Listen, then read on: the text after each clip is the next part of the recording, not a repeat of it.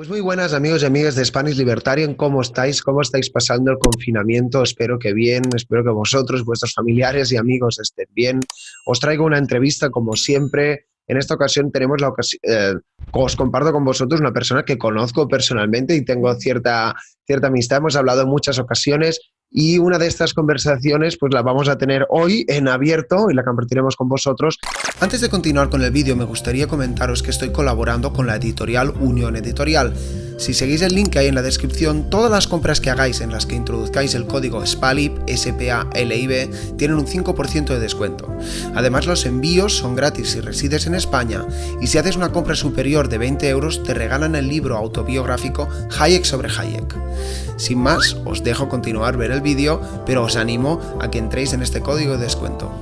Tenemos al analista financiero y también es miembro del Mises Institute y es un apasionado lector, Luis Torras. Luis, ¿cómo estás? ¿Qué tal? Muy bien. Aquí, como dices, también en confinamiento y la verdad es que muy orgulloso y contento de poder compartir tiempo contigo hoy. Pues muchas gracias. Seré entrevistador y también espectador de esta entrevista y como siempre digo, ya me repito un poco, pero creo que está bien, me gusta conocer a la persona y no al personaje. Trataremos de varios temas de la actualidad, pero también te queremos conocer un poco. Yo sé que quizás tú no eres una cara tan pública, no tan conocida en lo que sería la escena liberal, vamos a decir, pero también este es el motivo de esta entrevista, exprimirte en el mejor de los sentidos y sacar algo positivo, que aparte en estos días de pesadumbre que tenemos, pues es especialmente importante. La primera pregunta que siempre hago es que por favor nos hables de ti. ¿Quién es Luis Torras? Que nos puedes hablar de tu trayectoria, si quieres profesional o intelectual, si te parece, y luego vamos tocando varios temas. Bueno, como tú has dicho que me ha gustado mucho esta manera de presentarme, pues soy Luis Torras. Es verdad que, oye, pues un apasionado de la lectura, digamos que intento ser un buen liberal, no únicamente en la teoría, sino practicarlo. Y así en las cosas más tangibles, soy de Barcelona, tengo 35 años.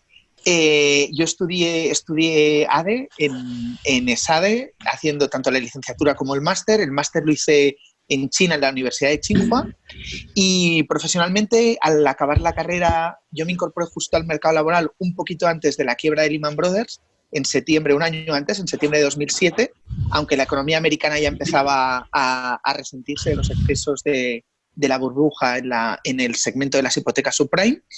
Y la verdad estuve trabajando en Roland Berger al principio, justo al acabar esa de casi 2-3 años como consultor estratégico, trabajando en varios países europeos y sobre todo en Estados Unidos, que estuve casi un año en la zona de Nueva York trabajando para una compañía de energía.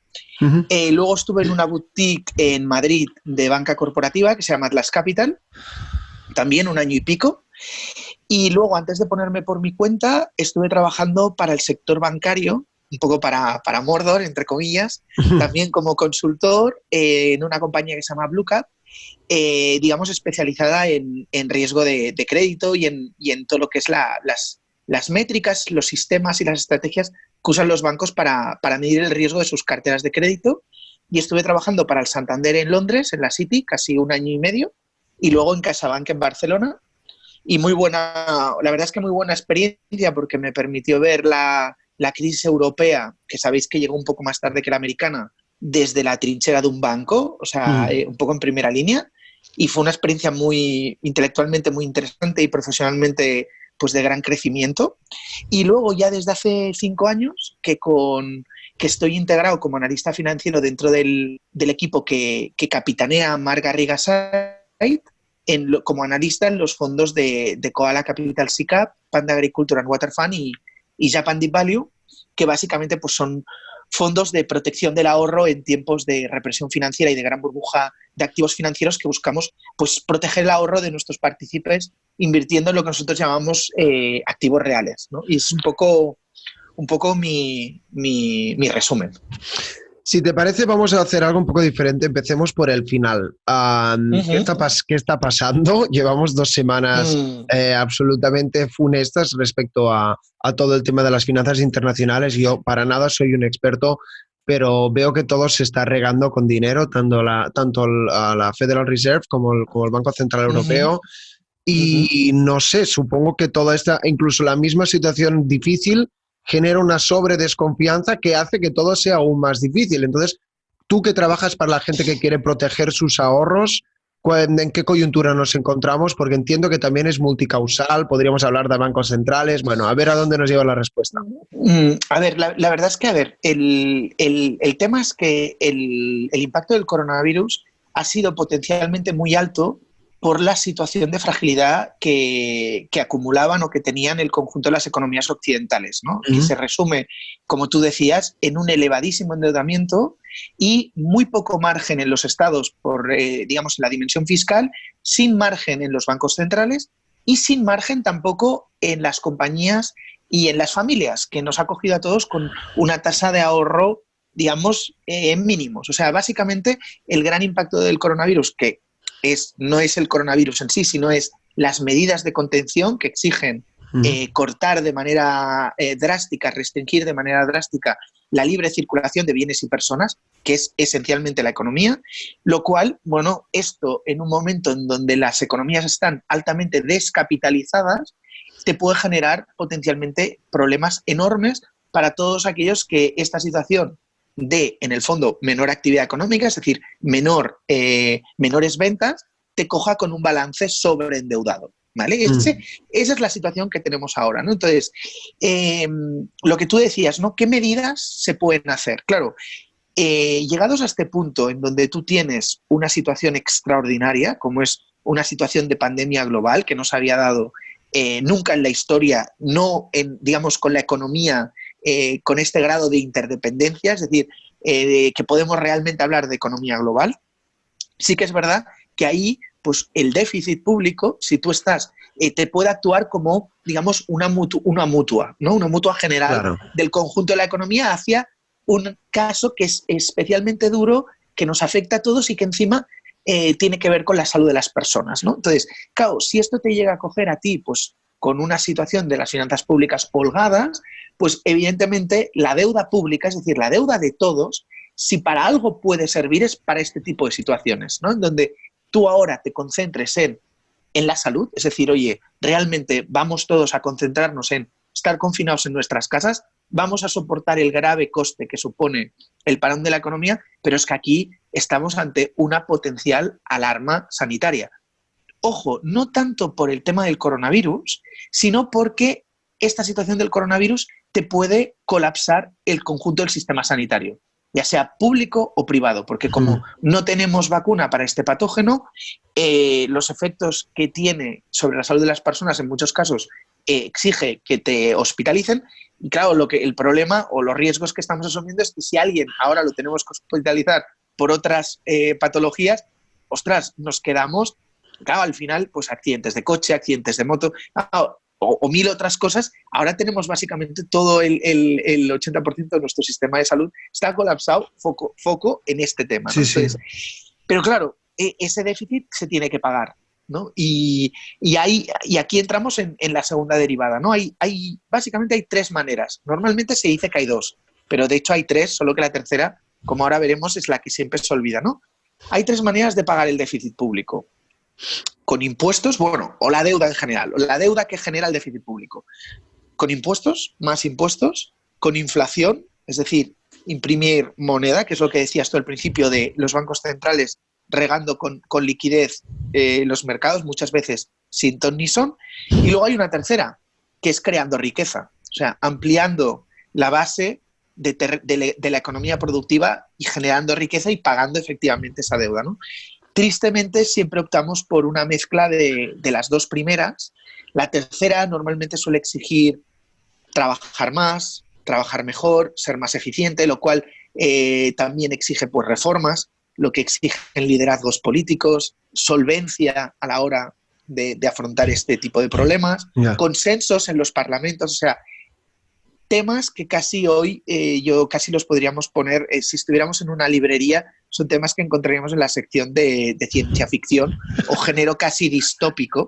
Entonces, claro, estamos condenados a que el hámster siga girando tristemente en la rueda del gasto, la deuda y la inflación, ¿no? Y en eso estamos. Seguimos analizándolo desde el prisma económico.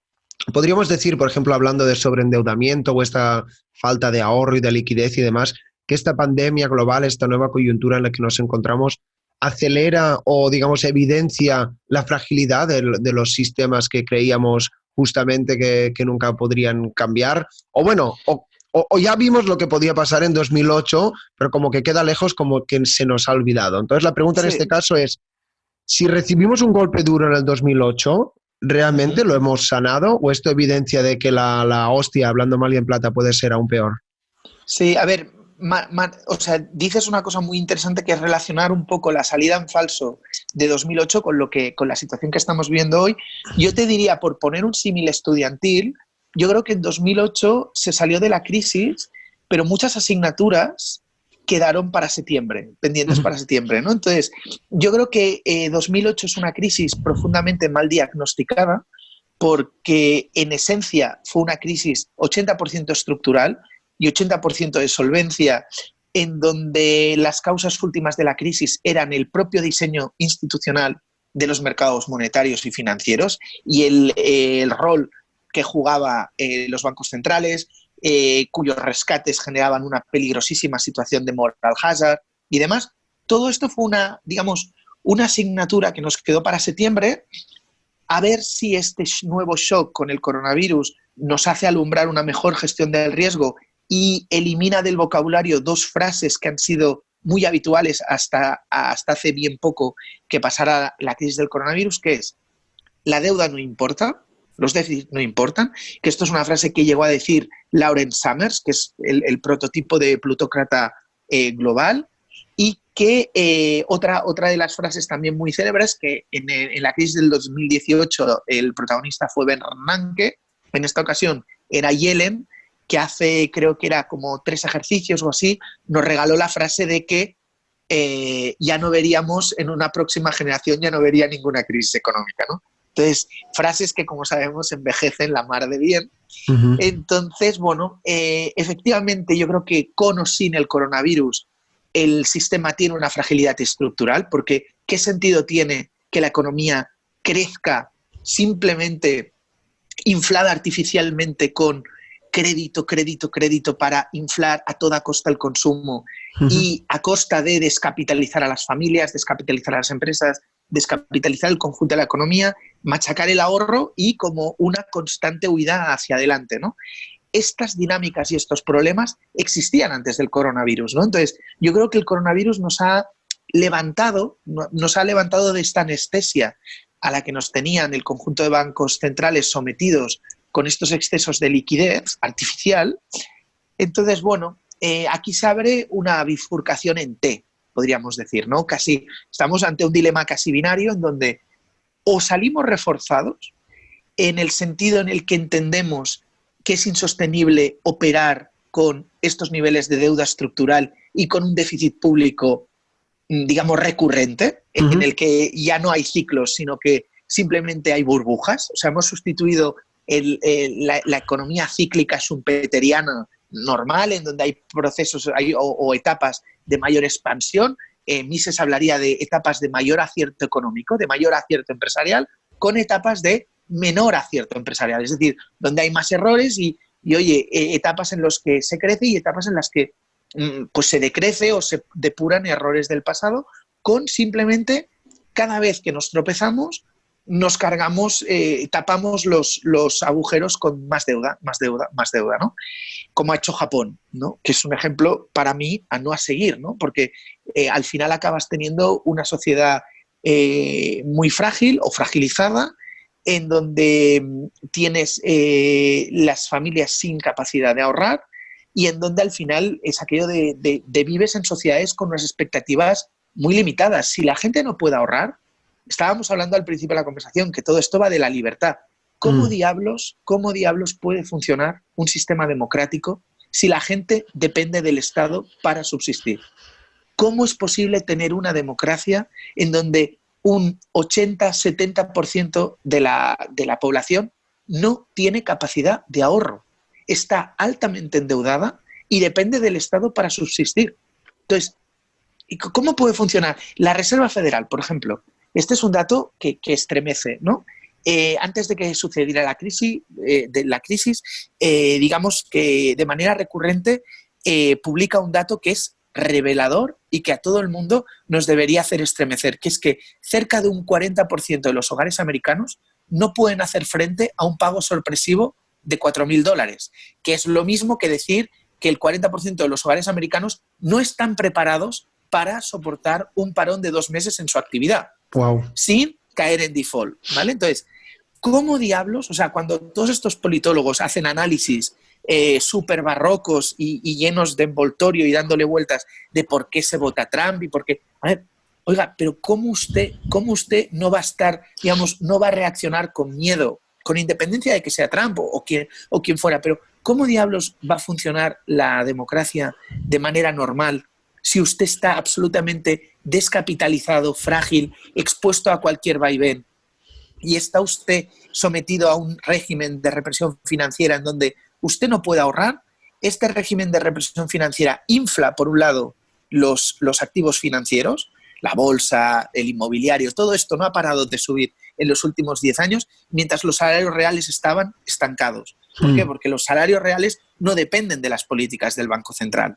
Los salarios reales dependen de la productividad de cada trabajador. Entonces, si usted bloquea la agenda de reformas que permite a los trabajadores y a los empresarios ser más productivos y crear más riqueza, y creando más riqueza, pues pagando más salarios, y al mismo tiempo no para de inflar la economía financiera con políticas de impresión de moneda, oiga, usted está condenando a la pobreza al 70% de la población. Claro. Cuando se nos habla de la desigualdad, que es un tema muy, muy, muy complejo, pero normalmente siempre se arguye de que el problema de la desigualdad es un tema de política fiscal, ¿no? De que, oiga, no, usted tiene que quitar a los de arriba y dar a los de abajo.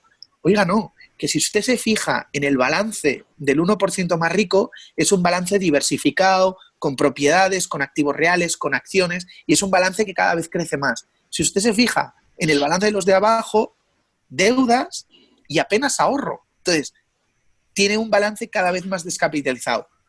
Reduzca deuda, haga que la economía zombie, el porcentaje de la economía zombie, es decir, ese porcentaje de la economía que depende de tipos cero, reduzcámosla, intentemos reducir el binomio endeudamiento, laxitud monetaria, normalice tipos y ya verá que cuando usted normalice tipos y permite que la economía pueda ahorrar y que el capital se invierta mejor, porque al final los salarios bajos no se entienden sin la mala colocación de capital que hay cuando estamos en procesos de gran expansión monetaria, ya verá usted cómo todo se corrige, Bueno, Luis, has tocado muchos temas y realmente esto daría para una charla más larga, para una masterclass. Disculpa, pero me gustaría que esta charla fuera en la medida de lo posible, o sea, que pudiéramos aportar soluciones para el ciudadano común, y me incluyo porque yo no tengo ni idea. Entonces, a ver, la pregunta en este caso es, a ver si pudiéramos diferenciar qué es lo que está haciendo el sector privado versus el sector público. Entiendo lo que dices de la productividad, del endeudamiento, y yo creo que incluso las familias o las empresas pymes, poco a poco, pasada la crisis del 2008, hicieron lo que tenían que hacer en la medida posible, a pesar de que puede que repitamos errores. Pero me da la sensación que todo lo que viene de la política no hace los deberes, siguen haciendo políticas que generan incentivos perversos y demás. Entonces, en este caso, la parte 1 de la pregunta es si estás de acuerdo con este análisis, y en el caso de que sí, ¿cómo se puede solucionar? ¿Cómo podemos blindarnos los ciudadanos de, yo qué sé, ponle que se bajan artificialmente la tasa de interés? ¿Cómo esto es algo que escapa de nuestro ámbito de acción? No sé si me explico. Totalmente, totalmente. A ver, yo te diría un punto que además tú lo señalas muy bien, es que con respecto a 2008, yo creo que el sector privado sí que ha aprendido la lección, y la prueba está en los datos. O sea, por ejemplo, el sector corporativo a nivel europeo en general, cuando llegó la crisis de 2008, el apalancamiento era 3,8 veces EBITDA. El apalancamiento hoy del sector corporativo es solo 2,2 veces, ¿vale? Lo mismo en los hogares. No tanto en Estados Unidos, por desgracia, porque la deuda, digamos, privada ha seguido creciendo, no en todos los segmentos y de manera no tan exagerada como sucedió en los años previos a 2007, pero sí que el endeudamiento privado en los países europeos se ha reducido, ¿no? Con respecto a la situación de elevadísimo endeudamiento, por ejemplo, en países como España, que teníamos en 2008. Con lo cual, mal que bien y pese a los incentivos que hemos tenido, digamos que el sector privado está mejor preparado para hacer frente a una crisis de deuda hoy que lo que estaba hace 10 años. Eso por un lado. Luego, con la gran pregunta que planteas de decir, aquí el problema es que los bancos centrales poco a poco han ido fagocitando los activos sin riesgo, ¿vale? Me explico. Cuando en 2010 en Europa o 2011 se ponen los tipos a cero, muere el margen de intermediación y mueren las cuentas remuneradas, que igual los que tengáis algo de edad, igual recordáis cuando existían las libretas abiertas que daban un 4%, ¿vale? Porque aquí el gran pacto que había o que hay es que, oiga, que usted pueda con sus ahorros tener una tasa de retorno superior, sin riesgo, superior a la tasa de inflación. Estamos de acuerdo, ¿no? De si tú quieres capitalizar y proteger tu ahorro, un socialista que hablan de lo del pacto social, que sabemos que no existe porque la sociedad no puede ir a ningún notario a firmar nada, pero supusiendo que exigiera este pacto social, el pacto social para mí es tan simple como que, oiga, yo pueda proteger mis ahorros de la inflación a la que me somete la economía. Entonces, tenemos tipos a cero, con lo cual la cuenta remunerada, nada. Se obliga a la gente a ir a los bonos, ¿vale? Que ya es más riesgo, porque asumes el riesgo del subyacente con el cual te conviertes tú en acreedor, ¿vale? Nos convertimos en banqueros. Pero ¿qué pasa? Que todas las medidas de quantitative easing, de política monetaria heterodoxa, quitan del mercado y fagocitan todos los bonos, digamos, de calidad, de poco riesgo, obligando al inversor a asumir cada vez más riesgo, ya sea porque compramos bonos de menor calidad crediticia, es decir, en vez de comprar bonos del gobierno de España que nos daban un 4 a 5 años o a un año, ahora tenemos que comprar bonos del gobierno de España a 10 años. Y encima no nos da un 4, nos da un 1, ¿vale? Pongo un ejemplo. O nos tenemos que ir a los bonos de Vietnam. O sea, tenemos que prestar más cantidad a acreedores de menor calidad y en mayor duración para tener el mismo retorno que teníamos antes, que es, repito, intentar sacar un poco más del 2% de inflación. Incluso para los grandes patrimonios estaríamos hablando de que mínimo hay que sacar un 6%, porque tienes el 2% de inflación más el 2% de la factura fiscal, impuesto de patrimonios. Entonces, todo esto es el gran reto para capitalizar este ahorro. Entonces, ¿qué nos queda? Ir a la bolsa, asumir más riesgo y que el inversor vaya a la bolsa. Pero claro, la bolsa es cómo selecciono yo valores que efectivamente me protejan de mi capital, ¿vale? Me protejan mi capital, claro. Y ahí, claro, está lo difícil, porque en bolsa o en cualquier operación financiera hay 3 grandes riesgos, ¿vale? El de insolvencia, perder todo nuestro dinero porque quiebra a quien le hayamos prestado nuestro capital monetario, ya sea en forma de deuda o de capital. El riesgo de iliquidez, es decir, que queramos ejecutar, reembolsar nuestro dinero y perdamos porque nadie nos lo quiera comprar al precio que lo compramos nosotros. Y el de volatilidad, ¿vale? Este último es el más inocuo, ¿vale? La volatilidad en el corto plazo, oye, al final, si tú estás invertido en compañías sólidas, en donde has hecho un análisis de los fondos propios y estás invertido contra fondos propios de gran calidad, pues tienes que estar tranquilo. Pero claro, nos obligan a asumir este riesgo, a hacer todo este esfuerzo intelectual, a tener una cartera de activos diversificada y encima a asumir periodos largos. Es decir, ir a bolsa exige pues mínimo 5 años y hacerlo bien, ¿no? Y hacerlo bien.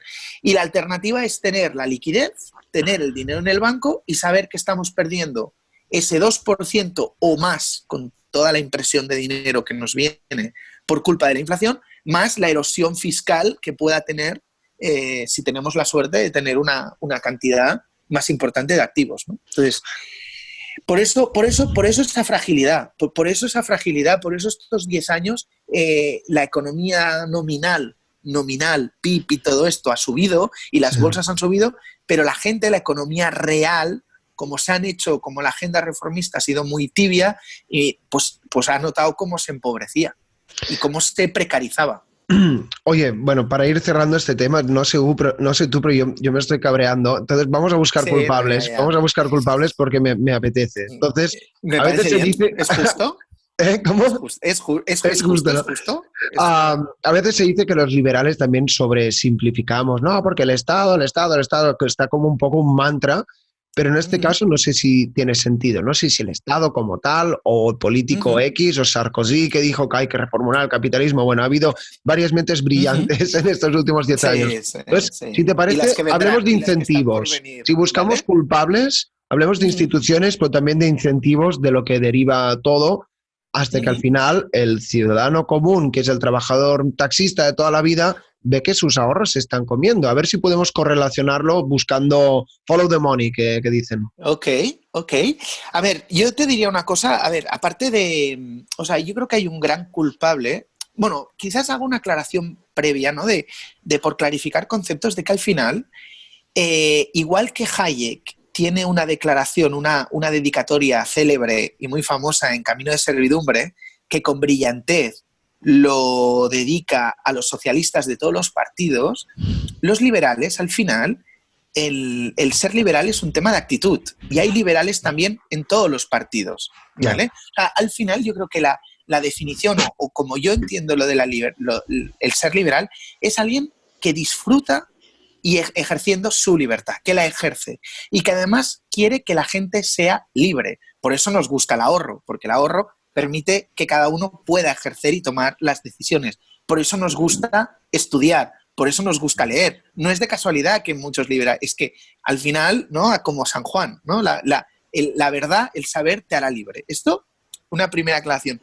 Y lo digo porque al final, culpable, para mí el culpable número uno es la falla de las ideas. O sea, yo creo que estamos presos de malas ideas. El Mm. sistema está agarrotado. O sea, como cuando tienes una contractura en la espalda, el sistema económico y las sociedades occidentales están contracturadas y la contractura son malas ideas. Y yo identificaría tres, hay más, ¿no? Pero hay tres, que son las diferentes formas de colectivismo más duro que hay, ¿vale? Uno, evidentemente, es el comunismo, ya sea en su vertiente más soft, más light, más camuflada, más disfrazada, más con barniz cultural, sin barniz cultural, cruda. O sea, yo creo que el comunismo nunca había tenido una paleta de colores tan grande. O sea, si uno se revisa la historia del siglo XX, el comunismo fue igual en todos los países. O sea, en todos los países es alucinante. O sea, uno se lee la historia del comunismo en sitios tan dispares como la Rusia zarista o China o países africanos o países latinoamericanos y el sistema totalitarista fue, oye, FETEM, igual, idéntico, como gemelos siameses. Y ahora uno va con una coleta, luego ves al López Obrador que va con corbata, el otro sandinista, el Evo Morales se pone una chilaba que parece que esté una... Entonces, los chinos también se camuflan y parece que sean chinos, pero son comunistas también y piensan igual en esencia que Pablo Iglesias, que parece que no tendría nada que ver con Xi Jinping. Entonces, es muy complicado, pero por eso es importante que si uno tiene las ideas claras, identifica dónde está la contractura. Y luego, oye, Mm. ¿sabes? Y esa es una. Luego tenemos todo el tema de los nacionalismos, el tema de los colectivismos identitarios, que también son, en el fondo, nos abrazamos a malas ideas, cosas que no funcionan y que no nos van a arreglar los problemas, ¿no? Y la última sería todo el tema de la planificación monetaria, que no es más que aplicar el socialismo al terreno del sector banca-moneda, ¿vale? En el fondo, el dinero es una institución como cualquier otra y que se ha nacionalizado, ¿vale? Entonces, de esa mala idea se mete otra, que es que podemos hacer, digamos, planificar el sistema monetario, ¿no? Entonces, yo creo que el gran culpable son las ideas. La causa última de la crisis actual es una crisis intelectual, por un lado, de estar abrazados a malas ideas que no funcionan y seguir insistiendo y no dejar quebrar estas malas ideas. Volvemos a lo de 2008. ¿Por qué repetimos? ¿Por qué repetimos circunstancias? Un poco aquello de Einstein. Oiga, si usted está haciendo las cosas de la misma manera, no espere resultados Claro. distintos, ¿no? Es irracional esperar un resultado distinto si estamos aplicando las mismas cosas, ¿no? Y luego yo te diría que otra no sé si ponerle la categoría de culpable, pero creo que es importante por introducir elementos en la reflexión que igual no salen tanto, es el tema de los valores, ¿vale? Es decir, por un lado hay una crisis intelectual, pero por otro lado hay una crisis de valores de decir, oye, ¿de verdad la sociedad no está articulada y no dispone de las herramientas para identificar qué está bien y qué está mal? Hemos perdido esta capacidad de identificar que esto está bien y que esto está mal. O sea, uno lo ve, yo por ejemplo, pero por poner un ejemplo, pero porque lo he visto esta mañana. O sea, la sociedad cuando ve un vídeo de Irene Montero dando explicaciones de cualquier cosa, me da igual, y pongo la Irene Montero, pero podríamos, la gente no reacciona, no somos capaces como sociedad de decir que esto está mal, o tantos y tantos tertulianos y colaboradores que ya se ve que hablan sin propiedad, que no tienen ni idea de lo que están hablando y en cambio están en tribunas públicas ejerciendo una gran influencia en una gran variedad de temas sin que, cuando ellos son personas insolventes, volvemos al diagnóstico que decíamos, ¿no? Es una crisis de falta de solvencia, pero falta de solvencia en lo intelectual. Entonces yo creo que esa dimensión es muy importante y permite entender la profundidad y el reto que tenemos toda una generación, la nuestra, para intentar revertir esta situación y alumbrar un sistema más robusto. Bueno, otra vez una respuesta muy completa, Luis, y aparte está bien integrar lo económico con lo cultural, vamos a decir, yo creo que está muy bien. Ahora sí, para cerrar este tema, para decir algo concreto, ¿cuál crees que pudiera ser una buena solución? Porque parece que muchos liberales hablan del patrón oro, otros dicen que se tendría que cargar el Banco Central y que hubiera free banking, otros dicen que las criptomonedas, no sé si por ley se debería limitar la cantidad de endeudamiento público. ¿Cómo lo hacemos, no? Porque parece que puedes tener un gobierno, perdona, que dice, bueno, venga, bajo los impuestos y bajo regulaciones, pero luego lo otro lo puedes hacer, o uno baja los impuestos pero sube el gasto público. No sé, una fórmula que pudiera dar un poco de solidez ante tanta fragilidad que vamos hablando.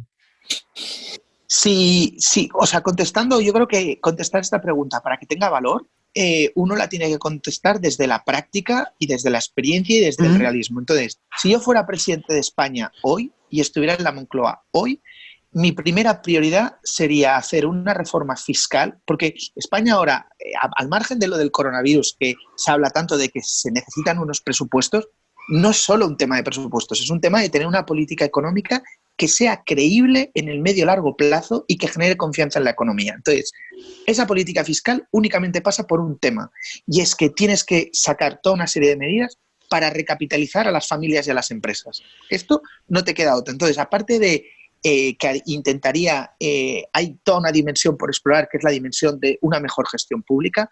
Todas las administraciones públicas tienen que todavía beneficiarse de todo el impacto que es el tema de la revolución digital. Además, no puede ser que en España, cada vez que tenemos un problema y que se quiere o que se debe, digamos, universalizar, por ejemplo, la educación o la sanidad, que son los paradigmas, ¿eso necesariamente tiene que pasar por el monopolio de lo público? No. Lo importante es que se garantice la universalidad de la sanidad y de la educación. El cómo, oiga, la creatividad y la invención humana son infinitas. Y son dos palancas fundamentales para, en un entorno de recursos escasos, dar un output satisfactorio a nivel de respuesta tanto en cantidad como en calidad. Entonces, gestión pública, colaboración público-privada, todo este tipo de palancas son fundamentales y pasan también por ejercer y tener una capacidad de liderazgo que permita seducir a una parte muy importante de la sociedad española, porque al final España no podemos estar que la política sea pendular y que una vez gobiernan unos y lo hacen todo de nuevo, gobiernan los otros. No, si nuestra generación con responsabilidad queremos alumbrar un escenario de mayor equidad, de mayor crecimiento y de mayor prosperidad, necesariamente vamos a tener que poco a poco ir pactando reformas en las que todos, simplemente por el mero hecho sentido común, podamos pactar. Porque el objetivo debe ser bajar la presión fiscal al tejido productivo, reducir deuda y crear riqueza. O sea, crear un marco que sea como en agricultura, poner adobo, molestar lo menos posible para que en ese terreno fértil nuestros mejores ciudadanos sean capaces de crear riqueza y ayudar a crear riqueza a los demás, generando empleo, generando ocupación, generando oportunidades. Eso por un lado. A nivel monetario, al margen de que en algún futuro próximo seguramente se puedan explorar mecanismos para que la oferta de dinero... ¿Cuál es el objetivo? El objetivo es que en el largo plazo, en el ciclo largo, la oferta monetaria te ha de ser neutral, ¿vale? Te ha de ser neutral. Y la hemos de despolitizar, claro. ¿vale? Entonces, para mí, claro, dices, ¿cómo metes la pasta de dientes en el tubo una vez la has sacado? Muy complicado, muy complicado. Pero sí que hemos de hacer varias cosas que sí que todavía están en nuestra mano y que se pueden hacer.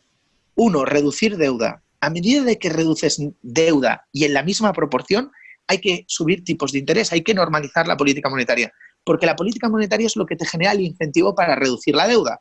Pero si no reduces la deuda, no puedes normalizar la política monetaria porque te quiebra todo. Y volvemos a estar en una situación de default generalizado. Con lo cual, son dos vasos comunicantes que los tenemos que saber reducir a la vez. Reducir deuda mientras normalizamos tipo de interés. Con lo cual, se necesitan, digamos, liderazgo político a nivel nacional y a nivel supranacional. Y luego, en el corto plazo, yo veo que hay que fortalecer la independencia del Banco Central Europeo. Yo creo que lo de los eurobonos, cuidado, porque puede no ser una muy buena idea. Y igual podemos buscar soluciones micro para salvar este problema, pero no meternos ahora una mochila de deuda estructural que puede generar unos incentivos muy peligrosos a que tiremos una generación más de deuda, ¿no? Porque, oye, claro, paga Alemania, pues, oye, fíjate si tenemos margen, hasta destrozar las cuentas públicas de Alemania, joder, los países del sur tenemos mucha creatividad inventando chiringuitos y partidas de gasto superfluo, con lo cual, cuidado con los eurobonos. Y luego te diría que al final, en el mundo real, tan solo que tuviéramos un sistema monetario sin necesidad de cargarnos los bancos centrales, digamos, en el corto o medio plazo, tan solo que consiguiéramos normalizar la política monetaria y establecer mecanismos para despolitizar de nuevo los bancos centrales, es decir, que los bancos centrales fueran más independientes, estuvieran fiscalizados por los parlamentos y que tuvieran un mandato claro de control de la inflación. Yo tenía un profesor de matemáticas que un día en clase nos dijo, para un matemático, el infinito es el número 4, que nos quería decir, oiga, para un matemático filosófico que está, oiga, el 4 puede ser como el infinito, ¿sabes? Porque entonces, desde un punto de vista liberal, tan solo que tuviéramos una oferta monetaria neutral en el ciclo económico a largo plazo, con un instituto emisor independiente, fiscalizado por un parlamento, que respondiera a los intereses de la ciudadanía y no del gobierno, y que se encargara no de salvar a los gobiernos de sus situaciones de sobreendeudamiento, sino de salvaguardar la inflación y el poder adquisitivo del ahorro de las personas, estamos en una situación, oye, que se me antoja paradisíaca sin necesidad de hacer grandes inventos. O sea, bueno, ya con esto... Mi propuesta es que lejos, ¿sabes? Mi propuesta es que contigo y con algunos de los entrevistados pues ya armamos un plan de gobierno y hacemos la revolución. Pero la idea que os quería transmitir es que estamos en un momento de tanta empanada mental, que es que no hace falta, no necesitamos un premio Nobel. Un poco de sentido común y 3-4 reformas en la buena línea y pegaríamos, o sea, con todos los beneficios de una nueva generación que toda ha ido a la universidad, que estamos más viajados, que estamos hiperconectados, que estamos al día, que tenemos capacidad de utilizar la plataforma digital, que es una enorme plataforma para generar productividad, riqueza. Tan solo que se hiciera desde lo público mínimamente bien las cosas. En fin. Bueno, Luis, yo también me pondría de mal humor. Como dices, podríamos tratar muchos más temas, pero yo creo que iremos ya entrando en la recta final. Y te quiero hablar, bueno, cambiamos un poco de tema y en realidad no. Sé que eres un ávido lector, te gusta mucho la lectura, ya veo incluso muchos libros por ahí detrás tuyo. Bueno, en esta ocasión me gustaría hablar de un autor que sé que te gusta mucho, que es Nicolás Taleb, y el concepto de antifragilidad. Igual ahora el espectador dirá, ¿por qué me está contando este tío? ¿Qué es la antifragilidad? Por favor, a ver si nos lo pudieras definir. ¿Y qué relación tiene con todo lo que hemos ido hablando de instituciones, de cultura, de ideas, de resiliencia, etcétera? A ver, la verdad es que planteas una pregunta bien difícil, bien buena, pero bien difícil. Nassim Taleb, para los que no lo conozcan, los que se aproximen a la obra de Nassim Taleb, decir que el 80% de la obra de Nassim Taleb básicamente es cogerte a Hayek, The Pretense of Knowledge o la fatal arrogancia, y la obra de Popper, y reformularlas, hacerlas útiles a nivel de lenguaje, a nivel de casos prácticos, a nivel de ejemplos, para alguien del siglo XXI, ¿vale? Entonces, al final, Taleb es un trader option metido a filósofo que reflexiona, como Popper, sobre los límites epistemológicos de la condición humana, ¿no? Con nuestros límites del saber, ¿no? Entonces, él lo que dice es que hay que evitar situaciones en donde nosotros, debido a esta falsa arrogancia o esta falsa idea de saber que somos, o pensarnos que somos capaces de entender el sistema económico y de saberlo predecir, nos fragilizamos ante eventos aleatorios que pensamos que sabemos cómo funcionan,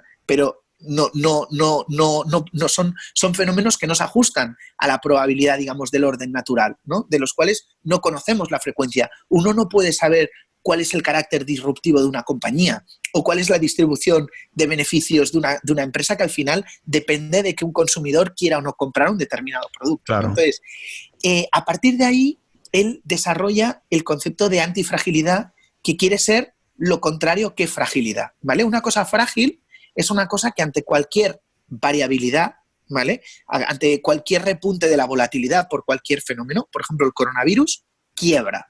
Por ejemplo, es frágil una compañía con sobreendeudamiento.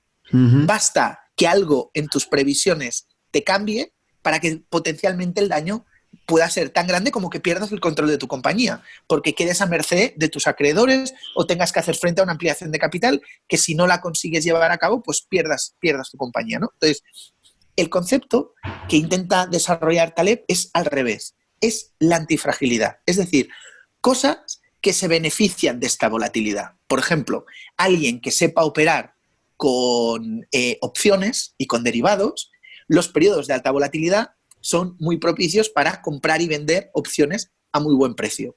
O la gente que pudiera estar corta o que tenga mucha liquidez, el que hayan periodos de alta volatilidad sale, digamos, un poco reforzado, porque puede comprar buenos activos a muy buen precio, ¿no? Pero al final, al margen de lo tangible, para mí, el concepto de antifragilidad es de alguien que es... ¿Qué es una persona antifrágil? Una persona que se adapta a los cambios. Sabemos que lo único constante es los cambios. Pues es una persona que no tiene miedo a, desarrolla valores, por ejemplo, ciertas virtudes estoicas como la frugalidad, el ahorro. Todo esto son propiedades de personas que son antifrágiles, que ante cambios previstos o no en el entorno tienen capacidad de adaptarse. El hábito de leer es un hábito de antifragilidad. El hábito de hacer deporte es un hábito de antifragilidad.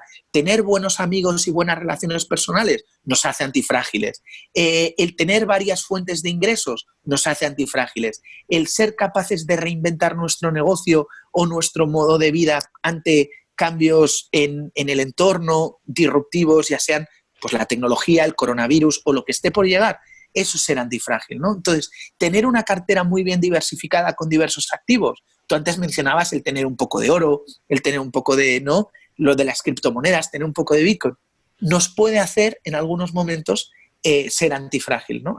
Aunque ya os digo que es un concepto difícil de entender, pero básicamente de lo que va es de saber gestionar bien el riesgo. La obra de Taleb y el tema de la antifragilidad y la fragilidad va en el fondo de ser capaces en todos los ámbitos de la vida, no únicamente con nuestras empresas o con nuestras carteras de inversión, pero en todos los ámbitos de la vida, ser capaces de ser unos buenos gestores del riesgo y gestionar bien el riesgo a nivel personal, a nivel familiar, a nivel financiero, a nivel de salud, etcétera. Otra pregunta en torno a este tema y centrándolo en el tema de los incentivos, que a mí es personalmente lo que hace años que me atormenta el cerebro. ¿Cuáles crees que pudieran ser los enemigos de la antifragilidad? Por ejemplo, ciertas políticas estatales como el estado del bienestar o para ponerlo en dicotomía, poner la seguridad por encima de la libertad, que es la dicotomía, por ejemplo, que ha hablado Antonio Escotado y demás. ¿Crees que nos hace Totalmente. más antifrágiles? ¿Crees que ciertas políticas, a pesar de ser bien intencionadas, en este caso no evaluaremos la maldad o bondad de la intención, al final hacen que tengamos menos resiliencia y menos adaptabilidad y todo esto? Sí, sí, no, sin duda. A ver, el estado del bienestar, en tanto en cuanto entendemos, a mí, de hecho, me gusta, desde el punto de vista liberal, deberíamos de hablar de sociedad del bienestar. No tiene por qué proveer el Estado, lo importante es que haya una sociedad del bienestar. Entonces, una sociedad del bienestar es una sociedad que garantiza la igualdad de oportunidades. Entonces, en tanto en cuanto por sociedad del bienestar entendemos mecanismos que garantizan la movilidad en una sociedad, es decir, universalidad en sanidad y educación, porque me interesa egoístamente que todo el mundo tenga igualdad de oportunidad, porque yo quiero en los puestos de arriba de responsabilidad, quiero a los mejores. Es decir, ¿por qué tenemos meritocracia en el fútbol y no en otros sectores? O meritocracia en el tenis. ¿Por qué estamos todos de acuerdo de que nos gusta que Rafa Nadal gane mucho dinero porque disfrutamos verle jugar al tenis, pero no entendemos que, oye, yo ya estoy contento que el director general de un banco o de cualquier compañía gane mucho dinero porque sé que es el mejor y porque dedica 14 horas al día y porque renuncia a su familia, renuncia a sus amigos? Muchas veces hacen unas renuncias enormes toda esta gente para, oye, pues yo qué sé, el director de Microsoft o de cualquier compañía que podamos pensar. Bueno, ya me gusta, egoístamente me beneficio teniendo buenos productos al mejor precio, porque tenemos a los mejores on top. Claro. Y para que eso suceda, muchos de los CEOs que hoy dirigen las compañías que nos permiten tener buenos productos a buen precio, es gente que viene de muy abajo y que gracias a disponer de mecanismos, muchas veces privados, muchas veces es gente que se ha beneficiado de una beca o de lo que sea, pero tener mecanismos que garanticen la igualdad de oportunidades, nos beneficiamos todos. Pero ahora bien,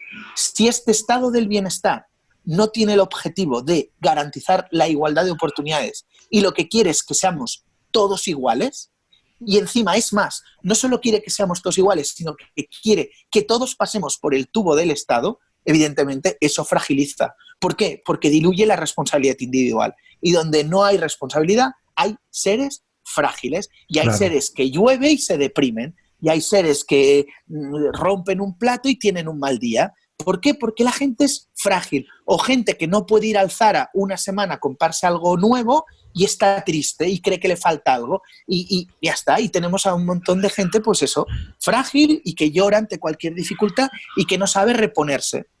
Y en el fondo es como si un padre mima demasiado a un hijo. Claro. Ese hijo luego es un incapaz. Y ahora la tragedia es que no estemos generando una generación de gente incapaz, de gente que sea incapaz de generar riqueza, ni siquiera de ser asalariada.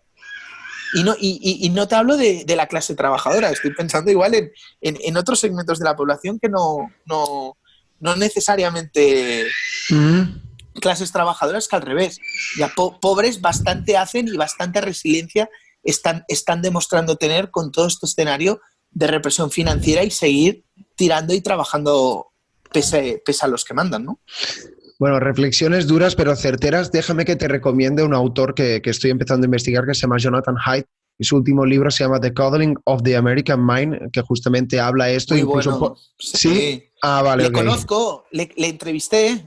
¿Qué dices? Tuve Envidia. la ocasión de entrevistar a Haidt cuando estuvo en Barcelona y yo diría que fui de los primeros que le hizo una entrevista. Salió en Actualidad Económica y la verdad es que sí, claro, él también habla bueno, una de sus teorías es que en los campus americanos uno de los errores que se está cometiendo es que precisamente por querer proteger al estudiante en una concepción protectora absolutamente miope, se le previene de todo lo que se considera que puede ser ofensivo. Bueno, y al final, ¿qué pasa? Que de esa sobreprotección estás generando una nueva generación en este caso, de americanos o de jóvenes que no toleran que se les diga que no.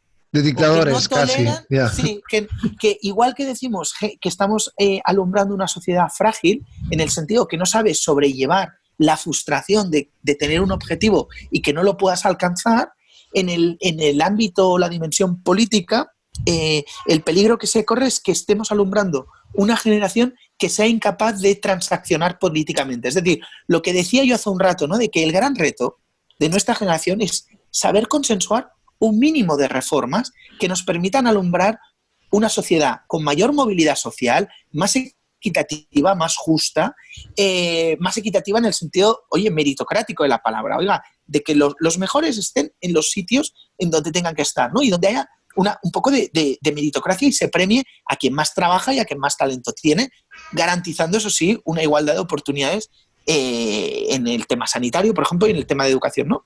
Pero claro, a eso también necesitamos ciudadanos que sean capaces de transaccionar políticamente, de dialogar, de entender, de tener empatía, de entender de que diferentes personas podemos tener experiencias diferentes que nos hagan llegar a conclusiones diferentes o una sensibilidad diferente. Y oye, también ser liberal también quiere decir saberse entender. Exacto. Y cooperar, Mises lo habla, el mercado es cooperación social en economía y en política. O sea, un buen liberal entiende el valor de la cooperación social y en política la cooperación social es la transacción, el entender, el negociar, el consensuar. Para eso tenemos un parlamento y tenemos instituciones más o menos sofisticadas. Por eso a un liberal no le gusta hacer política en la calle, o no le gusta la consigna, o no le gusta el adoctrinamiento, o no le gusta la manipulación o el uso nocivo que se puede hacer a veces de redes sociales, etcétera, ¿no? Bueno, me da muy bien este punto y de hecho el anterior libro de Jonathan Haidt, La mente de los justos, habla de este espacio central en el que ambas partes tienen que entenderse. Luis, llevamos como 50 minutos hablando, me ha pasado volando, perdón. La última pregunta, que siempre termino igual, es que des algún consejo quizás a los oyentes de esta charla, gente que sea liberal, gente que esté alineada con este tema de la responsabilidad, del ahorro.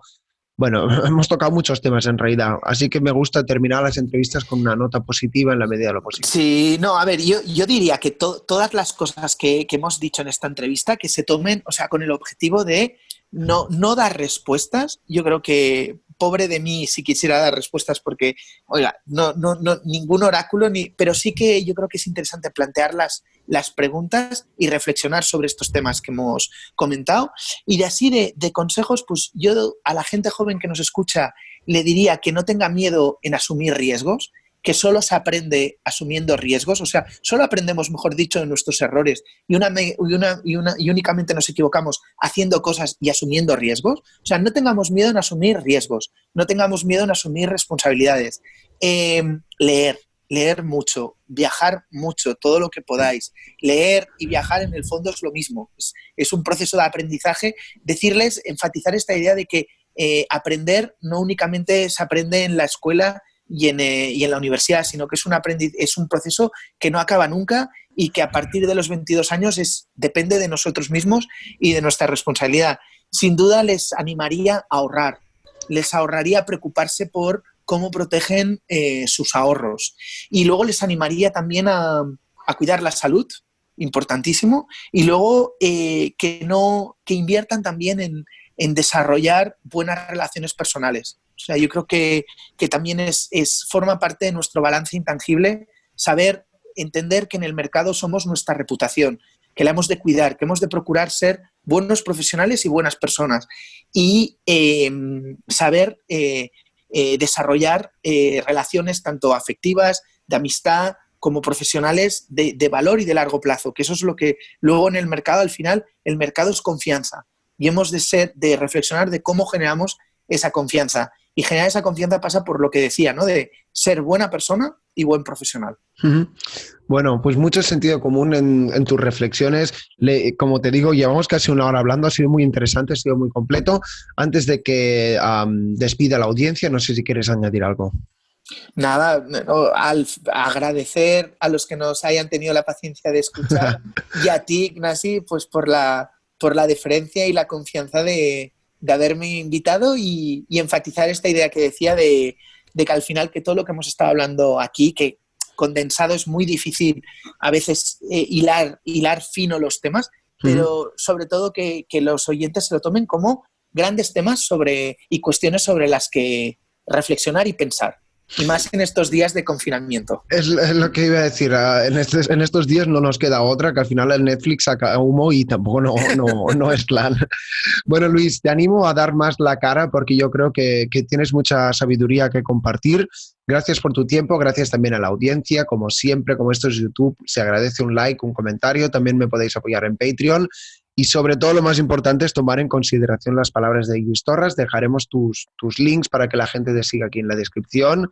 Y nada, que termines de pasar una buena cuarentena y nos vemos muy pronto. Perfecto, pues muchísimas gracias y también salud para todos estos días. A cuidarse Importante. mucho. Saludo. Chao. Hasta pronto. Chao, chao.